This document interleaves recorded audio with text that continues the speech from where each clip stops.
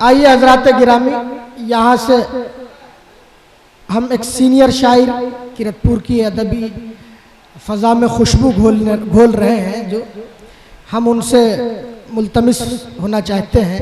जनाब नासिर किरतपुरी साहिब से दरख्वास्त गुजार हूँ, आज जनाब तशरीफ़ ले आए और अपने मोतबर कलाम से नवाज के कर दिया दुश्मन को पसपा नारे तकबीर से, कर दिया दुश्मन को पसपा नारे तकबीर से।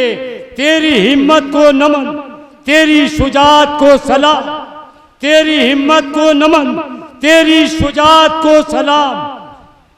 मरहबा सद मरहबा ए दुख्तरे गंगो जमन, अर्श आजम पर गया मुस्कान खानम तेरा नाम, अर्श आजम पर गया मुस्कान खानम तेरा नाम। ये मौलाना इब्न सऊद साहब का फैसला आ चुका था। अब दो तीन शेर बहरहाल मौजूद लोग बैठे हुए हैं।